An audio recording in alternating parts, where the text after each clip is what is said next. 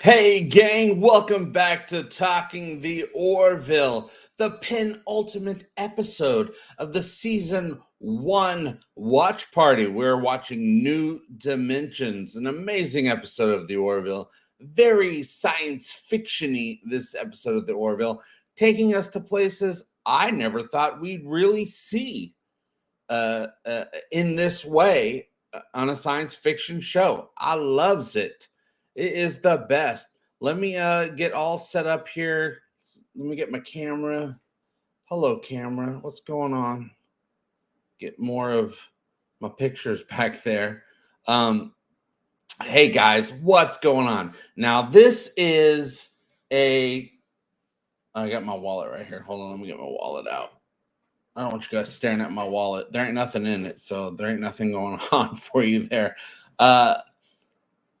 This episode of Talking the Orville is the coming back version. I had to cancel Thursday's watch party because Thursdays have been tough. Now that I have this new job, Thursdays, I have to get off work at my new job, race home, get everything set up, and then do the watch party, which is fine. It's fine, but man, is it a rush. And I was like, you know what? I've been working. I just finished yesterday. I just finished my first 4 weeks of my new job, 4 weeks of training, and I graduated the training. And now I start the next 2 weeks of training. And the next 2 weeks of training is when I'm basically doing the job, but shadowing people. They're getting me set up on the equipment and how to do things with the equipment. I'm really excited. I'm really excited about this job. I'm excited about what the job is, being a social media content moderator. I'm excited about the company. They're great. They have lots of fun things going on. The other day I got a cosmic brownie. They're always doing things like, oh, it's Italian soda day, it's cosmic brownie day, and you get a cool extra little thing. Yesterday I graduated though, and it's felt like I've been in school. It's not school, but I felt like I've been in school for the last 4 weeks. So graduated, so we got a pizza party, all that fun stuff. So I'm really excited about it. It's going to help me learn the things I need to know social media wise, content creation wise, in order to do this job as a content creator on the YouTubes. It'll help me do that even better. So I'm pretty excited about it. And we're all excited about the news for those who haven't heard yet, though I think everyone in the chat that I see right now, though there's more actually watching this video right now, the Orville is coming back. Season 4 starts production in just a couple months here at the beginning of the new year, 2025, just coming up right around the corner. They're going to start production.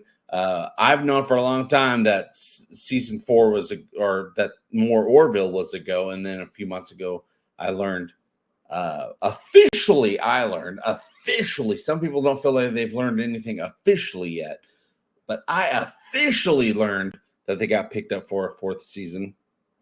I'll talk about that more in one of my upcoming members only videos once I get time to start making videos again. I don't have time right now. I don't have much time to go on social media and to promote things and to post things and make videos, but eventually I will, because in 2 weeks, when the final 2 weeks of training is done with this new job, I start my new schedule, which the new schedule is very different for me. It's going to be evenings. I'll be working evenings. But what that means is I'll have time all throughout the day, which is when I like to do content creation in the daytime. I'll be able to have that daytime to actually start doing all the things that I want to do again. I'm pretty excited about it. I think it's going to work well in my life. And it's nice having an official job that will get the bills mostly paid. But that's better than not knowing from day to day what's going on, which is what I've been dealing with for 4 years now. Other slightly exciting news to me, I'm not going to give away much right now because there's not really a point. But of course, this is the Talking the Orville channel. I originally had Egotastic Fun Time channel, which is a huge channel, over 109,000 subscribers. I finally figured out, after 9 years of doing this, I finally figured out exactly what I want Egotastic Fun Time to be. So I'm excited to start putting up some of that content on the other channel. It'll be very different. It's going to be very different from anything you've seen before for me. And but I'm excited to do it. And it's something I can totally do while also doing a bunch of Orville stuff, which that always excites me. You guys know that. Dex says, that sounds like a fun job, JP. I think it's fun, though it's very serious work and it's a lot more complicated. Very complicated work, a lot more complicated than I thought it was going to be. But that's part of the fun, I guess, being challenged. I can't get into too much detail about exactly what the job is because I have an NDA with the company, but that's fine. I can still kind of talk about certain aspects of the work. But I've been learning a lot. I'm excited about it. I'm excited to really start the official version of the job with my new schedule in just 2 weeks. And but yeah, it's been a little scary because I'm like, am I going to be able to do this? And I'm like, well, if everyone else, all the trainees that I'm with, we're all just so afraid. Like, are we going to be able to do this? Yes, we can do this. And then I got a lot of other things I could say about what the job is, like personal opinions about the internet as a whole and social media as a whole. But that's getting all into too much stuff for what's supposed to be a fun watch party of the Orville New Dimensions. A great episode, an episode that's also it's got some character development because we're finally giving John Lamar something to do. Story-wise, we're giving him more to do than just be that one guy that sits next to Gordon. But we'll talk about that while we're watching. Thanks, Margot B. Margot B says, you got this, JP. Yeah, I think I got this because I want to get this. One thing about the job is like, is it going to click? Is my brain just going to click and start being able to do this without even having to think too hard? Because that's usually what happens. You start doing something and all of a sudden it clicks and your brain can just do it. This is the type of work where you do have to adjust your brain a little bit and you learn some stuff about yourself. One thing I'm learning about, and this is something I've been working on just personally for years, is identifying my own biases and turning them off. You got to turn off any bias you might have. We all have biases that we don't even know about. And then sometimes we get confronted and we're like, oh, I'm thinking about this in a certain way that shouldn't apply right now. You got to take yourself outside of the box in order to do this job correctly. And I love that about the job. And I also like free brownies. Free brownies is good. I don't get free brownies every day at this job, but every once in a while, it means a lot to me. Give me that brownies, yo. Yeah, Dex says the return of the Egotastic. Yeah, Egotastic Fun Time is returning, but it's going to be very different than the Egotastic Fun Time that you've seen before, and it's going to be very different than the other things that I've done before. And it's not even something that will apply to the audience of this channel, though I would love it to get all the fans of both channels crossed over as much as I can. But it's not going to be Orville. It's not necessarily going to be sci-fi related, but it will sometimes be. But I'm excited about that. But that's just going to be the putting out a product side of content creation. It's not even going to be my face. It's going to be a faceless channel. This channel, Talking the Orville, is the face channel, the talking to you guys channel, the JP's on screen, say, hey, what's up channel. The other channel is going to be something totally different, but hopefully it'll be a channel that the work I do there will support this channel and help this channel grow. Barry says, I got my book Deluxe.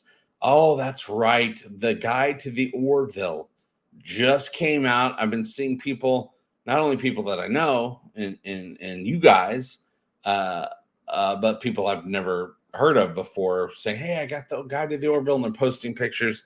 Such a great book, such an informative book. If you want to know everything about the Orville universe, it is an amazing book to get. I'm gonna be putting up videos talking about some of the things that are in the book when I get a chance. You guys know I'm busy right now, but that's okay. It's good for me to be busy with this other thing right now to get things set up so I can do more of this, and because this is the main thing that I love to do. But yeah, the Deluxe edition, I believe right now, if you get the Deluxe edition, I think it's a couple dollars cheaper.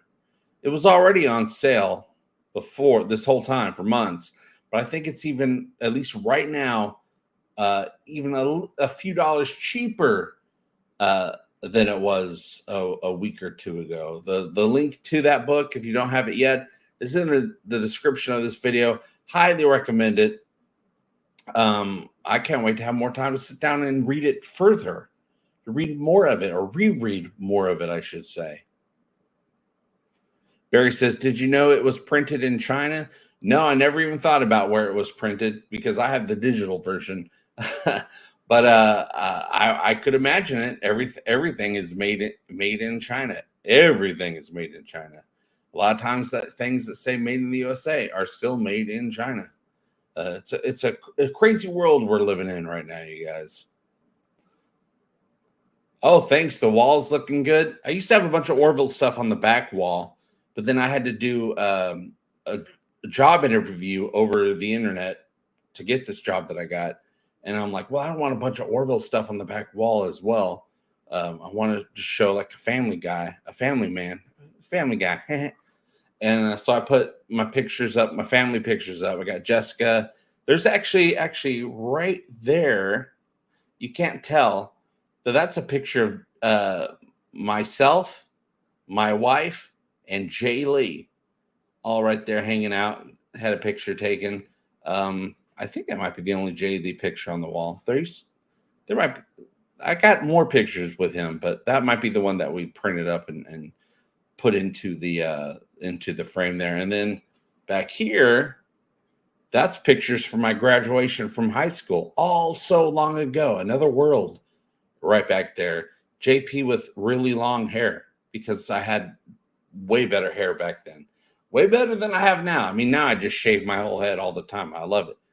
But I used to have nice, thick auburn mane. The auburn part wasn't biologically true. I used to dye my hair back in those days every once in a while. So I had auburnish brown hair in those pictures. Margot says, nice. Dex says, he said it. Yes, he did say it. So you guys, this watch party, let's get some things set up here. And then for the couple of you that might have not been here in previous watch parties, though I think everyone that at least I see in the chat, I'm sure has been to these. We'll explain how that goes real quick. So let me turn some things on, add to the stage. Okay, so you see me, you see little JP now on the screen. I've been shrunken down a little bit. And below me is going to be the episode playing. A sliver of the episode can be seen, but mostly that box is for the subtitles of the episode. We won't be able to hear the episode because that would be illegal, and we're not going to be able to play the full screen of the episode because that is also illegal.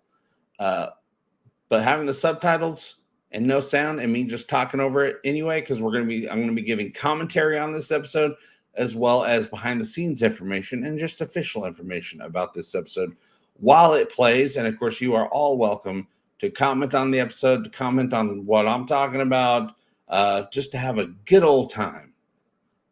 Brian Dawkins says, I got the book through the comic book store. Here, let me put it on the screen so I can see it better. I got the book through the comic book store, $146. That is what it cost me in Ontario, Canada. Well, I hope that is at least the deluxe edition. because if you're gonna pay more like that, I hope it's the deluxe and that you got the fold out schematic of the entire ship. I do need to reach out. The guy who drew the schematic for the book, Matthew Cushman, I believe. We're supposed to do an interview together about the book and about the schematic and just have a good old Orville-tastic time. But this job has really rendered my schedule unworkable for almost anything. So I need to get back to him and reschedule something so we can talk about the book together and he can tell us about his contribution, which is an amazing contribution, the schematic of the ship. But yes, Brian, I hope that you got the deluxe edition. I'm hoping they send me. Dark Horse told me that when they can, they'll send me a real version of the book, not just the digital version. And I'm really looking forward to getting that someday. All right, Brian says he got it. Yes, he got the deluxe edition. Norm, what is going on? Norm says, I have an advertisement delay.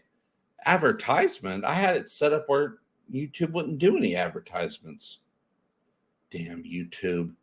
I specifically for watch parties, I tell YouTube, do not throw any advertisements into the video, into the live show, because I don't want commercial breaks messing up the playing of the episode for people, so that I don't want people have to catch up or pause or anything like that. So YouTube better be doing their job. But hey, YouTube's going to do what YouTube's going to do. Barry says, I know there are a lot of color pictures. Yes, the book has tons of very high quality pictures, not hand-drawn pictures, but actual pictures from the show. It does have some hand-drawns for, like, you know, concepts of things, of weapons or ships or things like that, but mostly it's a lot of really great high quality stills. But the schematic is an artistic piece, and boy is that detailed. All right, you guys, so when we play the episode, if you have the episode queued up on your side, I'll be counting down from 5, 4, 3, 2, 1. On 1, we all press play, so then hopefully everything will be close to synced up. And then you can read the subtitles of the episode so you can see where we're at in the episode. And we'll all be chatting throughout the entire episode. But it's a great episode. Are you guys ready for the New Dimensions watch party? The Orville Season 1, Episode 11, the penultimate episode for the penultimate watch party. Deck is ready, you guys. Oh, okay. It's a Hulu delay. Okay, Norm's, the commercials were from Hulu. Silly old Hulu. I wish I could afford to get the commercial free on all my streaming services. I wish I could afford to do the no commercials packages, but the no commercials packages are like double the price on all of these subscriptions. That's how they get you. We know that. Brian is ready. All right, I'm assuming everybody is ready. So let me get ready. I have the episode right here, and I'm going to count down from 5, starting now. In 5, 4, 3, 2, 1. We're starting with some lighthearted jazz music. This is one of the episodes. Starts off with a party. One of the stereotypes of the, or I guess it's not a stereotype because they do it a lot. There are a lot of parties on the Orville ship. Even the production, the Orville production, makes a lot of fun of the fact that they have a lot of parties. And here's the last time we saw Chief Newton. I hope we get Chief Newton back for at least one episode in season 4. He's going off now to help design a space station, which I'm sure is a big, huge job. It's been a few years since he went off to design that space station. I'm hoping now we see him in season 4, ready to launch that space station, and so the Orville comes to help inaugurate the opening day of the space station, and adventures happen. somebody's trying to you know, throw up some shenanigans with the opening of this ship. Maybe there's a spy on the ship. We got to figure it out. All right, so New Dimensions. New Dimensions is the 11th episode of the first season of the Orville. An encounter with a bizarre spatial anomaly, science fiction, so good, damages the USS Orville, which is left stranded in space. Meanwhile, Chief Engineer Steve Newton, by Steve Newton, departs the Orville, and Captain Ed Mercer must decide who to promote to Newton's empty seat. I know that's metaphorical, empty seat. I don't know if Chief Newton actually has a seat. He's usually walking around at the station. And this was we learned a little bit more about Yaphet with him losing a piece. He feels like he lost a piece, and he has vague feelings about where the piece is because the piece is somewhat slightly conscious. Like if I lost a finger, I wouldn't know what's going on with that finger. I wouldn't know what's going on with this piece. But Yaphet knows what's going on with the piece. And it turns out it's inside of Bortus's colon, which is a dark, wet place. So New Dimensions was written by Seth MacFarlane himself, who explores themes of self-reliance, faith in one's own abilities, and the value of accepting help while developing the character of John Lamar. Although MacFarlane later said that the episode was written just to give John something more to do. I'm sure that was just, he probably said that in jest. Because really, it was about just telling an awesome sci-fi story. Yeah, bye, Chief Newton. I don't think we even see him again in this episode after that party, right? So this episode was directed by Kelly Cronin. It was released on November 30th, 2017 in the United States, February 22nd, 2018 in the UK, and May 8th, 2018 in Denmark. I believe that. I always say Denmark. I assume it's Denmark. I've never looked into it. Kelly Cronin, who is normally the show's script supervisor, directed the episode, and Andrew Cotty composed his score. I think this is the first time we're getting into some Andrew Cotty orchestrations in the episode of the Orville, if I'm recalling that correctly. Though New Dimensions network ratings were on par for the show's season 1 average, the reception from general audiences and professional critics alike were strongly positive.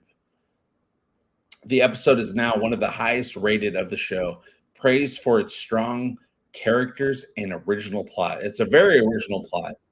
I do remember something about a first dimensional race or society in an episode of TNG, but I could be wrong on that. Might have just been a book I read, or maybe it's a different episode of a different Star Trek series.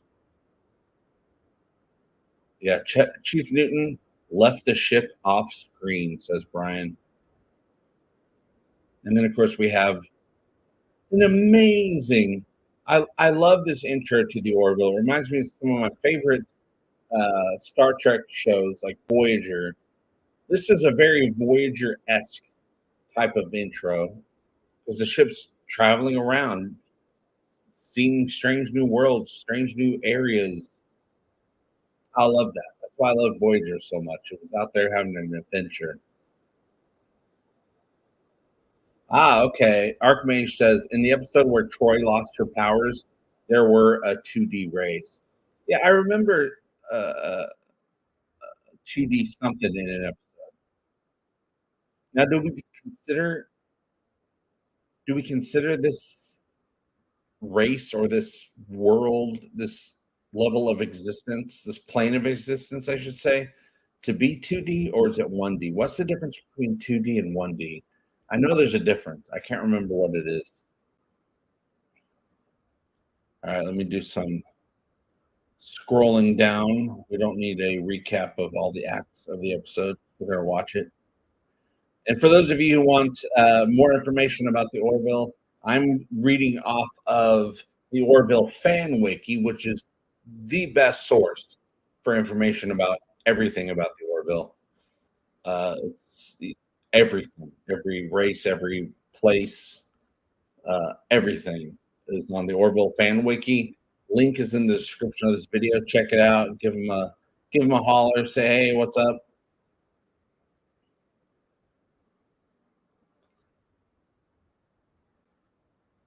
All right, so production of this episode, New Dimensions was written by Seth MacFarlane. We know that sometime between June and October of 2016. Although certain scenes were not finished until after November. So he wrote it, and it's like, hey, you know what? We can get some more info going on. Get some more situations going on in this episode. So they came back and wrote some more stuff for it in November of 2016. These types of stories, even though we have to deal with the krill in this episode, the krill aren't really the main antagonists in this episode. It's all about the different plane of existence, which I really appreciate. I like episodes that don't have a big baddie character where they're just dealing with a situation. I always love those episodes of TNG where it's just like a weird thing's going on and we got to deal with it. And that's more what this is about, this episode. The episode is unique in that MacFarlane has stated on the record that New Dimensions was written to give John something more to do. He elaborated, you have a helmsman and a navigator side by side.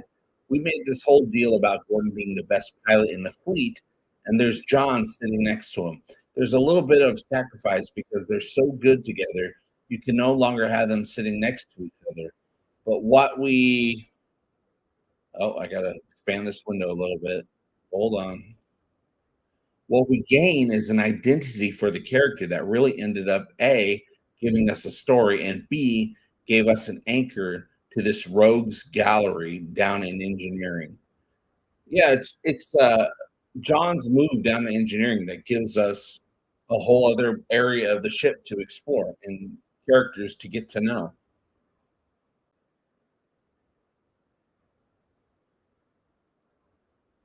Sorry, guys, sometimes the episode distracts me because I really liked watching it. Filming. Filming was completed sometime in early July 2017 under the direction of Kelly Cronin, who's normally the script supervisor. Filming took roughly 8 days. Again, every episode of season 1 of the Orville took about 8 days. If they were able to figure out how to get season 4 episodes done in about 8 days, which I don't think they'd be able to do because they're filming movies now. Every episode is a movie. These were just episodes in the first 2 seasons. I'm interested to find out how long season 2 episodes took. And then season 3 episodes, I don't even know if they'd be able to figure out how long they took.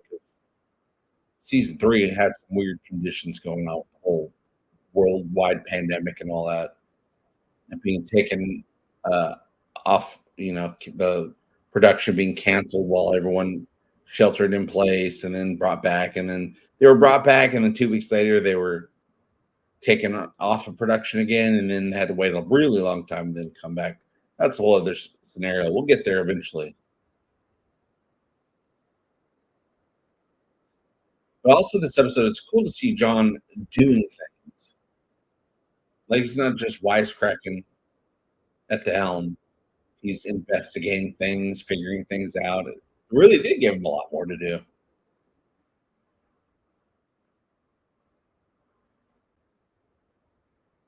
Good old Palovis. Did we ever meet Palovis?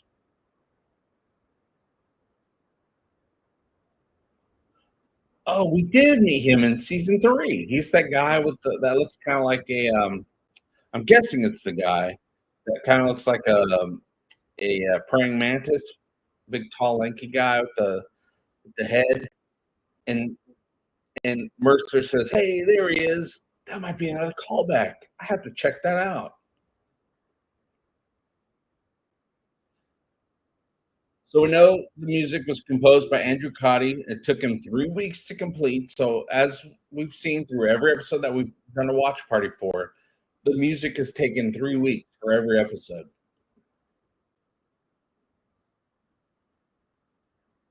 Cotty later commented on scoring the episode. He says, what I'm actually guided by is people's reactions to what they are seeing. So when they go into the two-dimensional space, I guess it is two-dimensional, and there's like this look of awe on the faces of the crew. Seth wasn't really saying this is what this is going to look like. He was saying this is the reaction. That is what they're thinking when they're seeing this. It's always the human element I was trying to get at. What would it be like if you were a pioneer and you were discovering America and you were seeing this scenery that no one has seen before? So Andrew's on the right track with how to score this show. It's not about what you see; it's about what you feel. Cotty denies that his music is science fiction themed, although he admitted that Jerry Goldsmith, composer of Star Trek: The Motion Picture, was an influence. He commented that the music when the crew of the Orville goes into two-dimensional space might have been the same sound you'd have if they were going underwater and seeing some great coral reef or something. Uh, we don't see the Orville go underwater until the end of next season. The road not taken. So now I want to compare the music. What was it like when the Orville went underwater, and what was it like compared to what it was like when they went to the two-dimensional space?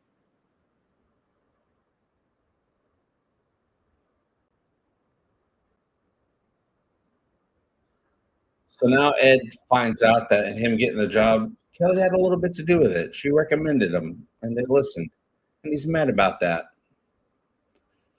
I wouldn't be mad about that. I'd say, hey, thanks for looking out. Themes. Like several other episodes of the first season, New Dimensions is a thematic episode that develops a story founded on certain moral concepts that are not explicitly stated. The general accepted interpretation of New Dimensions is that it explores the meaning of self reliance and personal development, building off earlier episodes like Command Performance and Firestorm, which explores similar themes. Yes, they do. Those two episodes do. Those are Alara episodes. This is not an Alara episode. I love episodes like that are developing characters, uh, self-reliance, learning that you can do it. You have what it takes. John Lamar's childhood spent on a Luddite farming colony taught him to hide his intelligence, but also crafted him into an unambitious young man who doubts his own ability to lead. Ed Mercer experiences a crisis of faith in himself when he learns that he attained captaincy only through the advocacy of his ex wife and not on his own merits alone. Ed questions his own judgment and place in society, whether he truly deserved the promotion. Yeah, Ed's struggling with, hey, did I deserve this seat? John is also struggling with, hey, I don't deserve this seat. But they deserve it. Both of them deserve it. We know this. Yeah, Barry says, let's get flat. Oh, Dex says just 2 days behind South Park. Wow. Is there new South Park? Is new South Park coming up? I'm big on South Park, but I don't keep track of anything because I don't have time. So usually things show up and I'm like, oh, okay, there's the thing that I like. Let's watch it. But I wasn't looking for it because I didn't know it was coming. Yeah, this is the Isaac Pets Gordon. This is the Bridge Cat. We never got a Bridge Cat.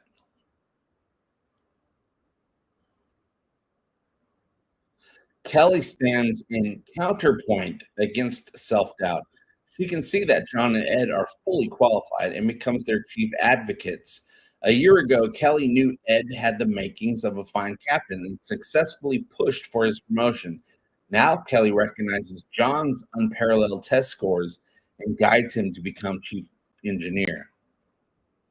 Yeah, I remember being completely surprised by learning in this episode that John's really freaking smart. And it turns out he's the smartest humanoid, sentient life form on the ship. He's just behind Isaac. That's how smart Brandy is.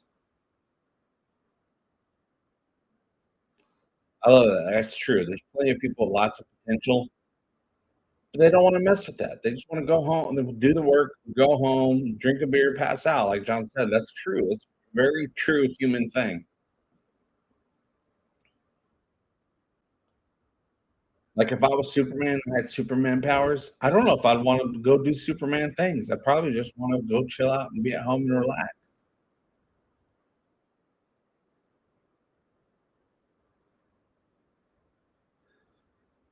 So both John and Ed are forced to confront their underlying flaws to survive. And together on the shuttle, Ed and John realize it was their own talents that saved the Orville from attacking Krill and travel through two-dimensional space. Ed promotes John to chief engineer, but also sees that he can accept the help of friends. And that's an important thing to learn. You have to learn to accept help. It's something I've had to learn over the years. I mean, I always like to do everything on my own.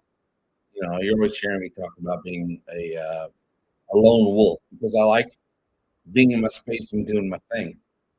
But I can't do it all by myself. I've learned, and even staying afloat, couldn't do it myself. I had to reach out to you guys for help, and now I don't want to do anything on myself. I just want help. Oh, Dex says not for South Park, not until next year. Norm got the ad delay from Hulu. Yeah, I get. If I was watching Hulu right now, I would also be getting ad delays. But I own this episode. I own all the Orville episodes on Amazon, so I can just watch them whenever. No commercials. But one thing I do like about having the episodes on Amazon, from what I can tell, at least on my computer screen, the episodes look better on Amazon. They look crisper and more HD-ish, better colors. I don't know what that's about. Like I watch it on one of the streaming services, it looks great, but then I watch it on Amazon, it looks better.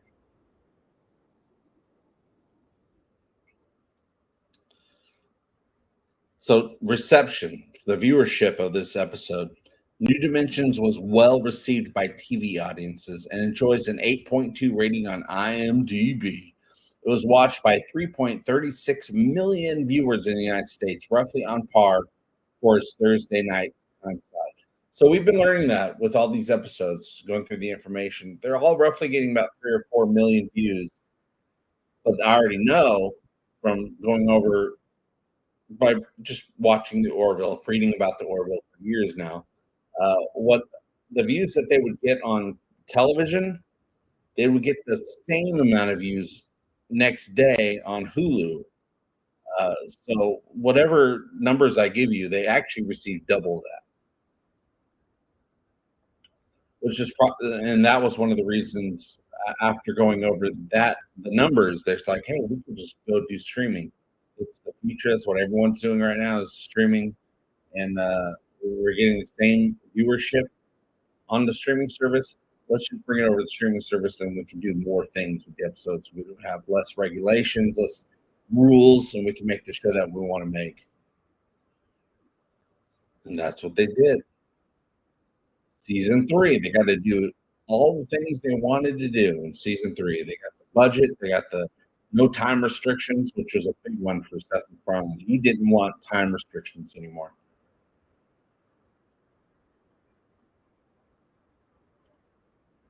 Season 1 and season 2 has deleted scenes. They don't really have deleted scenes for season 3 because they're like, we could put them all in now. We can put all the scenes in the show that we wrote. Norm says, my son has Amazon. Do you have to buy individual episodes or a season? You can do either or. I bought full seasons. You can buy individual episodes, but it is much cheaper just to buy a full season. I think it literally says on the screen, buy full season. Oh, that's Palovis. Never mind.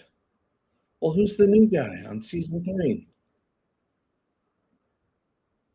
Yeah, and the guy in season 3 isn't really lizard-like, so you could describe that. He's more, uh, praying mantis-like.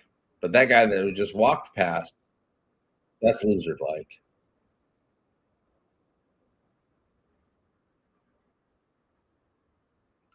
Critic responses to this episode.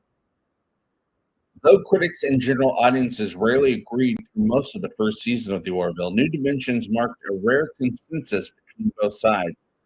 Michael R. awarded New Dimensions 4.5 stars and praised the episode for its completely unique story and impressively deep character development.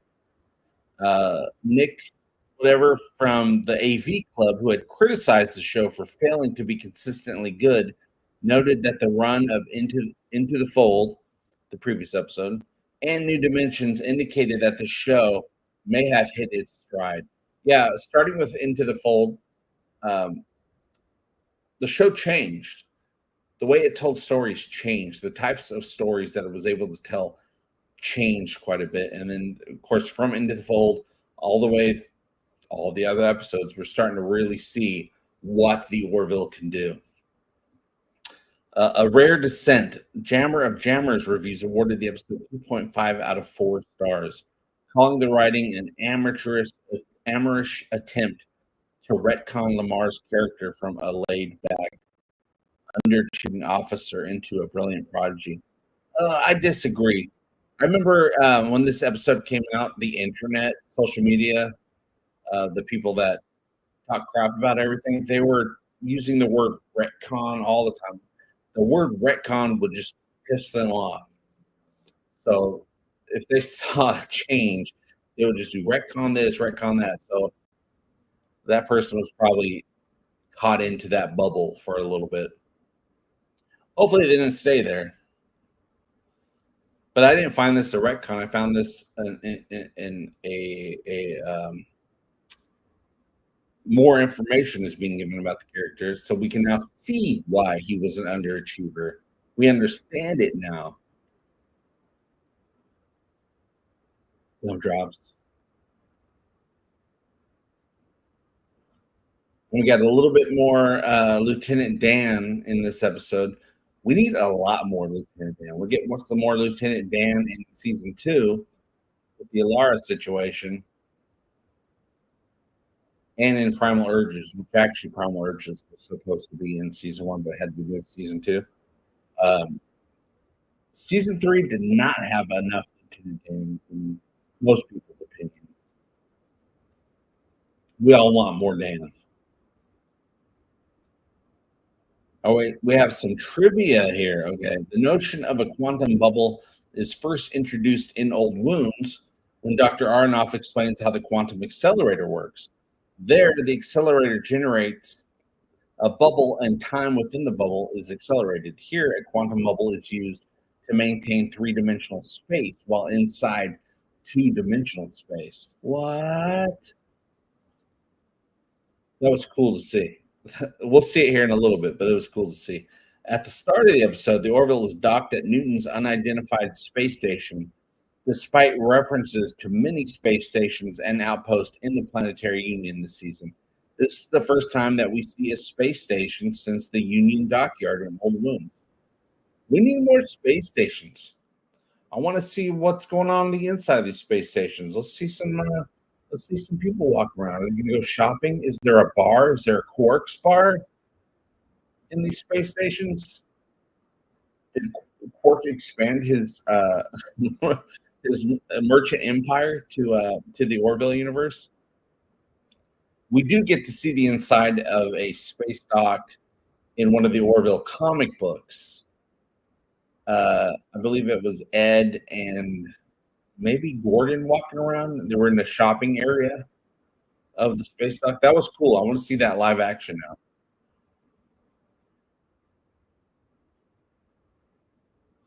Oh, where did my mouse go? Come on, mouse. Where are you at? There you are. Okay.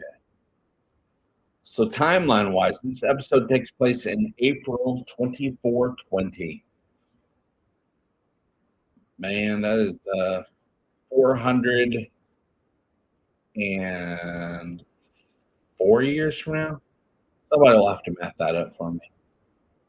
I'm not in math mode right now. Uh, and then, of course, we already saw Chief Newton transferred from the Orville to the space station in this episode. A good party is held for Steve. Fortis eats progress cake with a piece of Yaphet's body. Yaphet retrieves it within an hour, that we know. Repairs to the Orville after its damaging run in the spatial anomaly takes 2 hours and 31 minutes. Repairs to the ship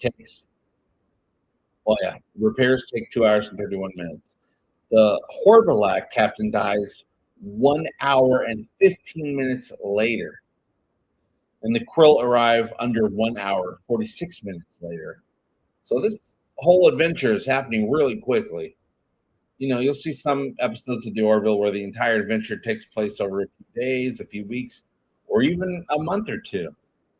All the World is All the World is Birthday Cake. That takes place like over a month or two. But that's next season.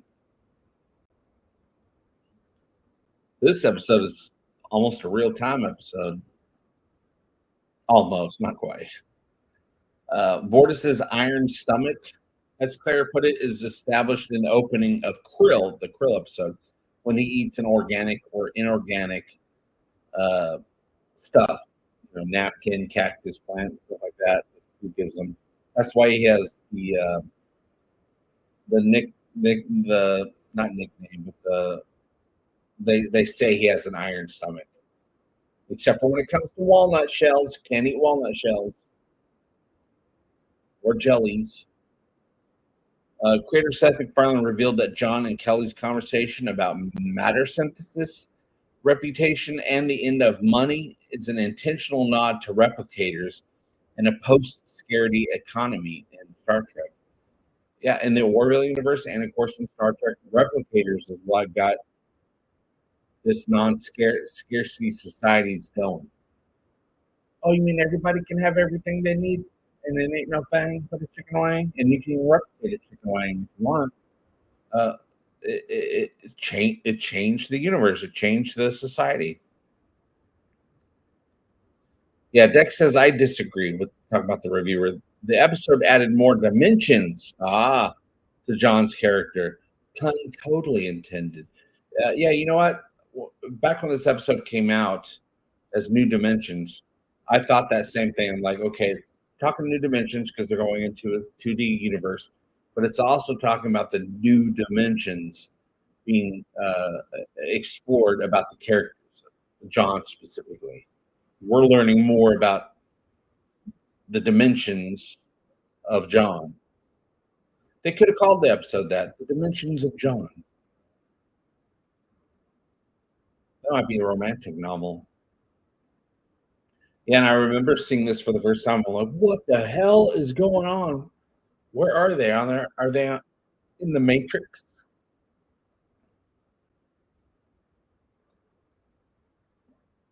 What if we meet some fourth or fifth dimensional people? I would say the interphasic people, the interphasic planet, multiphasic planet that we eventually learn are basically gods now. I would say they are fourth or fifth dimensional people now as they evolve. Yes, Brian. Brian's talking from information from the Guide to the Orville. The Orville was launched October 26, 2400, which is 20 years prior to this episode. 20 years old by this episode. Yeah, Brian's already said it.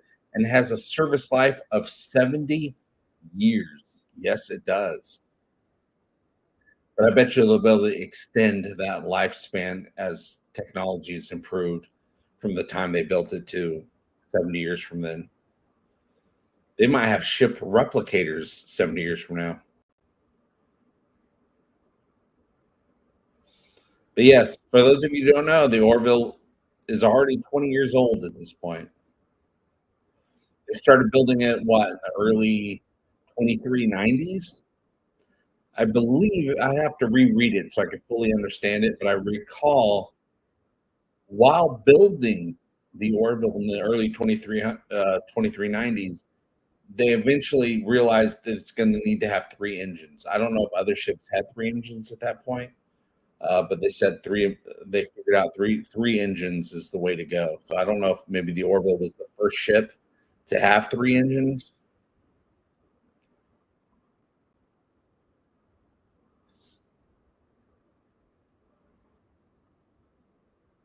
The song, I don't know what I'm talking about. What song? The song played during Steve Newton's farewell party. Oh, the song played during Steve Newton's farewell party is "Learning the Blues" by the Oscar Peterson Trio. Dun, dun, dun, dun, dun. Ed tells Kelly about the book Flatland, a story set in a two-dimensional world. That's what they're talking about right now. Asks, after Kelly calls him a prideful ass, he asks if they are in a Jane Austen novel. Yeah, that we know. We just saw that happen. Yaphet accuses Ed of speciesism, which is a conversation I didn't expect to hear in the Orville. But it's cool how they kind of brought things that happen in our own time, people getting promoted at the office or whatever, or people calling other people out. Or in our world, it's racism. But in the future, it's speciesism because it's different species, of course. But yeah, it's a reference to the trope of white Americans spinning off accusations of racism by saying they have several friends of color. Yeah, that was a funny comparison because today people would say, "Oh, I have lots of black friends," but in the future, it says, "I have lots of Jelson friends." That was a great little parallel there. The Orville's so good at that stuff, taking stuff that was going on in our time and adapting it for the future time. To explain how the Orville will preserve three-dimensional space within flattened two-dimensional space, the crew references the TARDIS of Doctor Who, Oscar the Grouch's trash can from Sesame Street, and Snoopy's doghouse from Charlie Brown. I remember I used that Doctor Who analogy in my video of proving that Star Trek exists in the Orville universe because if Doctor Who exists as a TV show in the Orville universe, and Doctor Who has at least one episode that references Star Trek, I'm like, well, in that case, that means Star Trek exists as a television show in the Orville. So the Orville should know what Star Trek is, but in their world, it would be a TV show, just like it is in our world. And of course, there's a lot of other examples, like they were watching that episode of Seinfeld in the episode Priya. Seinfeld mentioned Star Trek a bunch throughout its run. I'm like, well, if Seinfeld exists in the Orville and Star Trek exists in Seinfeld, then therefore Star Trek exists within the Orville.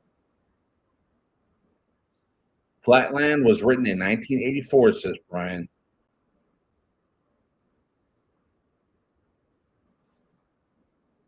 Oh, here they're talking about Doctor Who. I assume that Doctor Who isn't just a being that exists in their universe, but it's from a TV show.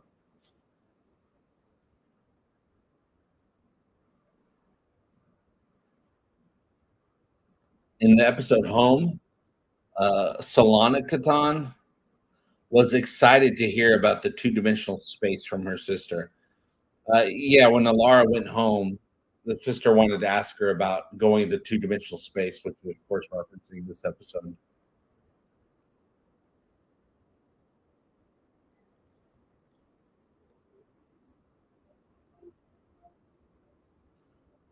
Oh, what's this information? The character of Lieutenant Dan was not created until November 2016 and was reintroduced to the script uh, at some other time. I don't understand. That's a note. That's part of the notes of this page. You have to click on stuff and explore what it meant, but I don't want to click on stuff right now. The Horbilak captain was played by Paul Vaught. I don't know if I said that right.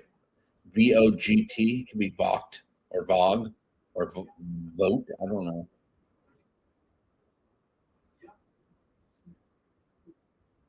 I like that right there. Okay, Yaphet's the one giving John the hardest time. But when people start talking trash about him, John stands up for him, and he did it in the way a leader would do it. He's like, "Hey, I'm in charge." He's letting everybody know he's in charge. He didn't want to be in charge, and then Isaac sees him as, "Hey, he's got some good qualities going on here." What's up, Curtis? How you doing? Curtis Tatus here, everyone. We're watching New Dimensions, the penultimate episode of season 1 of the Orville. Learning about 2D space, learning about John Lamar, learning about Ed. Let's get flat. Really want to have a one-liner. Also, we learned about Yaphet a little bit. In this episode, it's like Yaphet's kind of being a jerk in this episode. I mean, I understand it from his point of view. He thought he was up for the promotion. And he's basically, this is a scenario of hiring outside. John is basically an outside hire in Yaphet's point of view because he doesn't work in engineering. John doesn't work in engineering, and then you're promoting a non-engineer into as head of engineering. So he's mad. I get it, but he's kind of being a jerk. Yeah, don't crack a window. And then, of course, that's just some great humor right there added to the episode.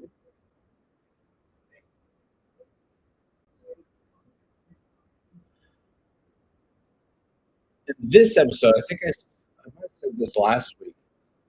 I would love to see how season 3 of the Orville handles these, or I guess season 4 at this point would be able to handle these effects.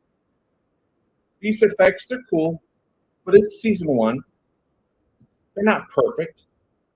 Perfect effects nowadays, especially with the Orville, is everything just looks real. Even though your brain you'd never be able to trick your brain into thinking this is real. The brain just won't allow that. But I bet you they get really close.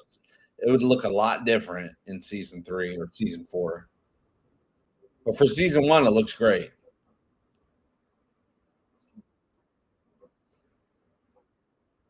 And now we learn about John.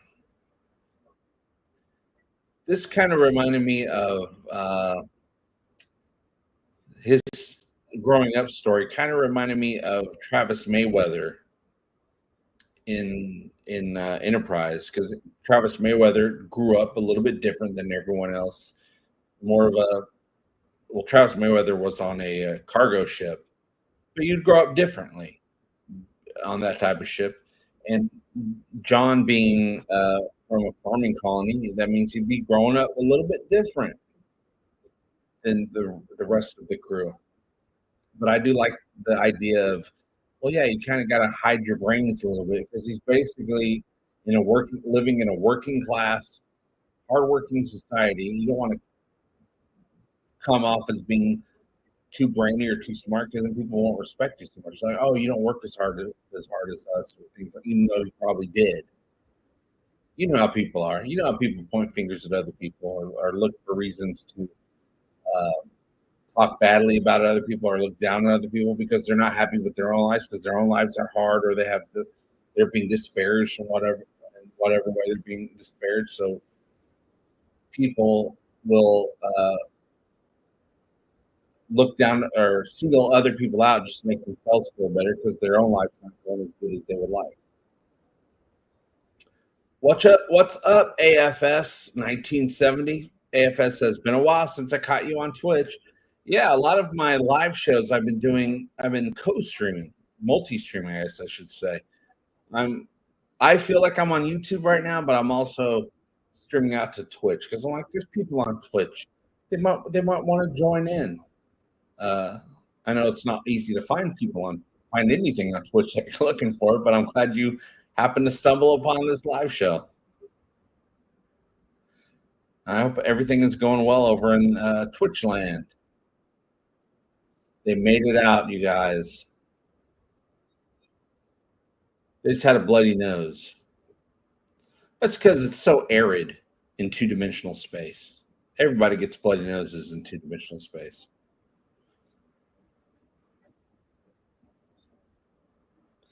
And we get some more development between Kelly and Ed.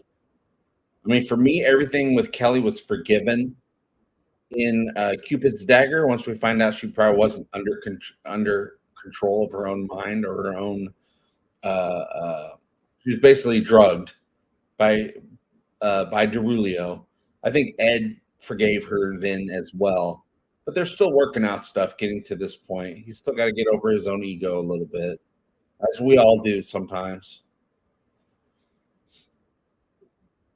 I never get over my ego because I got egotastic fun time to worry about. I'm not worried about it right now, but eventually I will once I got time.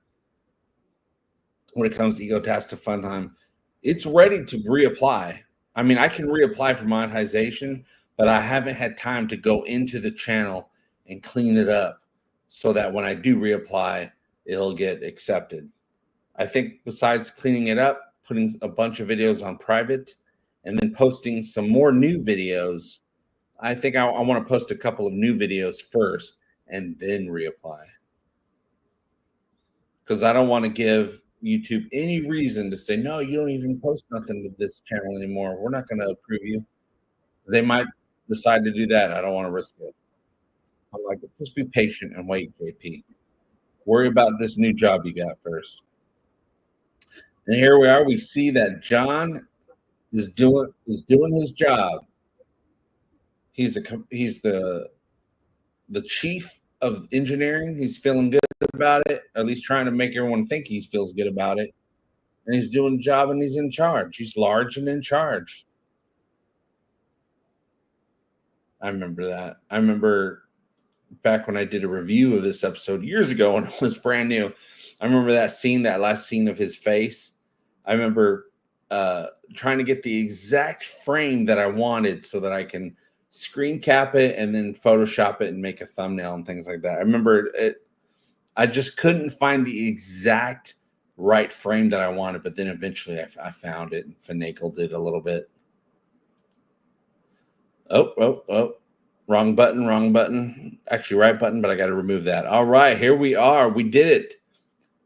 The Talking the Orville watch party of New Dimensions. What's going to happen next on the Orville? So we got John placed where he needs to be placed. We didn't get a bridge cat. We never get a bridge cat.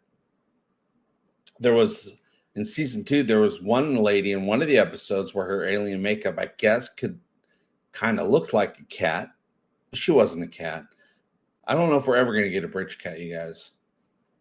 Brian says, oh no, they got nosebleeds. But yeah, New Dimensions. A great episode. It's not one of those types of episodes that I think about a lot because it's kind of a self-contained story as far as the adventure goes, the mission goes. There's no bad guys really, even though the Krill were getting a little too close, but that whole situation was, oh, the Krill are coming. We kind of need to hide a little bit. But they weren't really the people we were battling. I don't think about this episode that much, but I do think about certain scenes in the episode, like Yaphet's not job interview, but basically the big boss takes him in and says, hey, you're not getting the promotion. I remember that quite a bit. Bortus is having stomach problems, a little bit of the awkwardness with Dan saying, hey, you guys should really get to know me more. I'm a pretty funny guy. All that stuff. Thanks, Margot. Margot says, great show, JP. Well, I give it all the credit to the Orville for putting out a show, a universe that we all love so much and love jumping into. And, you know, it gives me a place where I'm like, man, I think I can live in the Orville universe. Star Trek, I'm like, I'm not qualified to live in the Star Trek universe. I don't want to live in the Walking Dead universe. Though if they got rid of the zombies, I'd give it a shot just because I would love not to pay bills. But I really do like air conditioning. So Walking Dead world won't work. Never really thought about the living in the Stargate universe because I never considered the Stargate universe a universe, though technically you could because they're going to all these different crazy places. But that's going through the ring gate. And I never thought about going through a ring gate. But the Orville universe, I'm like, me, you know what? Not only could I live in that universe, I think I can get a job in that universe. I wouldn't be qualified for anything on the Enterprise. I couldn't do a single job. Mike Vargas, oh my goodness. Okay, let's go on hold here for a minute. Mike Vargas just gave a super duper chat. Great episode, probably my favorite of season 1. Love Space Anomalies. Thanks for the stream. Thanks for stopping in, Mike. I very much appreciate it. Always appreciate being able to keep the lights on. I'm going to be better at being able to keep the lights on once I have another month or so of this new job. I'm working all that stuff out and getting all caught up on everything, but that really, really helps. And we got, of course, episode 12 of season 1 of the Orville, Mad Idolatry, which is my favorite episode of season 1. It used to be If the Stars Should Appear, because that's the type of stories I like. Space Anomalies, though, one that brings us to a 2D universe, that blew my mind, because I remember in elementary school, I read some sort of book, a novel. I don't remember what it's called. I don't remember anything about it except for it was exploring the different dimensions had different dimensions going on. It was describing it: third dimension, second dimension, fourth dimension, fifth dimension, and somebody's going through all these dimensions.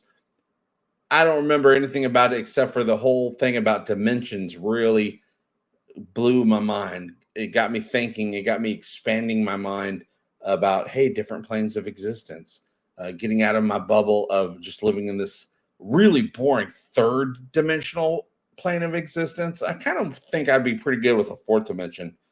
2 dimensions, I mean, it'd be great to be skinnier, I guess. But thank you so much, Mike. I very much appreciate it. And Deck, what do we got here, Deck? Super chat. We got to get you a guest star in a season 4 episode. Well, you know what I can play? You know what I think I can get hired as in Orville season 4? I think I could play a Horbalak. I think I'd make a pretty good Horbalak. I don't know what you guys think, but being a Horbalak, sitting down, just eating some noodles, I think I'd be pretty good at that. But thank you so much, Deck, and thank you so much, Mike, and thank you so much, Mark Lawrence, earlier in the stream with not only super chat but re-upping the membership to the channel. I'm going to be having some members only stuff coming out once I get time, not only for members here on YouTube but also for the Patreon channel. You guys have been supporting me extra on the side for a while now, and there deserves to be some content going on over there. Some of it will be extremely like members only, but I think I'm going to be putting out regular videos that go to the members first and then eventually get released to everyone else. Just a little cut in line type of situation. But I'm figuring all that out. But I'm not trying too hard to nail down everything that I want to do, because I'm just trying to get this job situated first. And I'm like, JP, you need to calm down, get this job going, and then come back to doing all the stuff you want to do on YouTube and Patreon and Twitch and all that stuff. Archmage Frey. Yes, you may also play Archmage Frey. Archmage Frey just re-upped, joined the channel, is an official channel member. Very much appreciated. Also, you got that really cool wrench symbol. That wrench, it's not an emoji, but it's a wrench something. Right next to your name. It's all about the wrench. Official channel member Brian Dawkins says, I miss the moon pin you wore on your hat. You know what? I don't even know where that is. It's got to be somewhere. I have a whole, let me see if it's in here. No, I don't see it, but I have an entire, it's not a board. It's like made of felt. It's for this sort of thing. Jessica got it for me. Or did she? Yeah, Jessica got it for me. I have lots of pins. Lots of them. They're usually all cat pins. Jessica got almost all of them for me. But I have them all hanging up in this closet over here on the wall. Yeah, it's on the wall. And it has all my pins. I wonder if my moon pin is there, because I also very much like that moon pin. Dex says, I meant to say we got to get you in a season 4 episode. Well, that's how I took it. That's what I meant you were saying. But I ramble. I take an idea and I just start going off on stuff. Yes, I want to play a Horbilak. No, I want to play a Retepsian. I want all that crazy makeup and I want to keep my beard. But we'll see how that goes. I'm pretty sure they probably won't put me in an episode of the Orville. I don't know if I'm star quality for that, but I would love to go back to the studio and help out with an episode. I can play somebody on with the pins on what planet is that? Is that Sargas 4? I can't remember the name of the planet. You know, the majority rule planet. I could play some dude on that planet. Brian Dawkins re-upped. Thank you so much. Brian Dawkins is now, still re-upped, like you guys have done. An official channel member of Talking the Orville. We are cool. How is Nicola? Nicola's good. Nicola has been, in our living room. Our couch kind of looks out on our backyard. We can see the backyard, and I can see the neighbor's yard because it's just a metal wire fence. She has been hanging out in the neighbor's yard. I think because our yard has 2 puppies running around messing with her. At least one puppy that's running around messing with her. Sardis 4, and she's older. She's like 9 years old now. She probably doesn't want to be chased by a little corgi, so she's been hanging out in the neighbor's yard, right next to our yard. She's right on the other side of the fence. It's a nice shady spot. She's been going over there hanging out. And then when she wants to eat or just see what's going on or drink some water, she comes into the house. And then when she does that, she runs back outside. But she's always in sight. You can always find Nicholas, but she's doing good. The other day I got her some cat soup. And because it took me one day too long to get her wet food, because I feed her not only wet food, but also I always have dry food available for her so she can snack whenever she wants. But I was a day late in getting more wet food, and I was like, she'll be fine.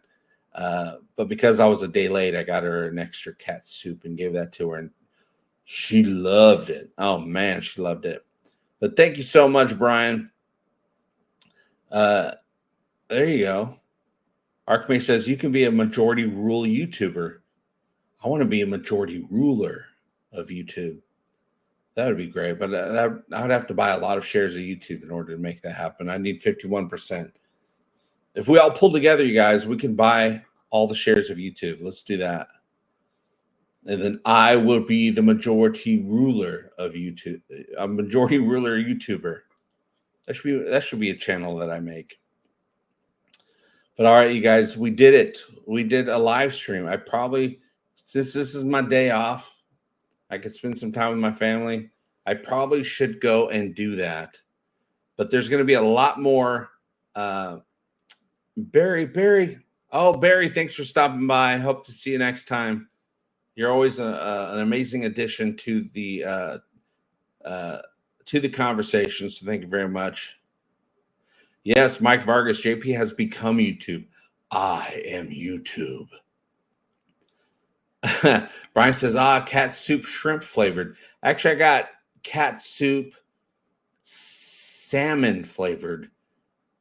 Well, actually, I don't know what flavor it is. It's fish flavored, but it's like eye socket flavor. I don't know if it's an eye socket of a salmon or if there's a fish called eye socket. I don't look too deeply into what's going on in the fish world. I probably should do that someday. Just become informed. Bring some awareness to the fishes out there. But I want to thank you guys. This is my only day off, so I got to go and spend some time with the family. But again, we had another great watch party. We'll have one more watch party coming up next Saturday. Like I said, I had to switch from 2 Saturdays because Thursdays is just too tight of a schedule. Getting off work and rushing over here, and it takes forever to set all of these windows up that I have up. But thank you guys so much. Thank you, Dak. Thanks for the live stream, JP. It was great as always. Let me get some buttons available to push. So thank you guys again for this great live stream. It's so good to talk about the Orville. I love talking about it, and I love talking about other stuff too, and I'm glad we get to do that. But I'll see you very soon, and remember, we all do better when we all do better together. Love you. Bye-bye.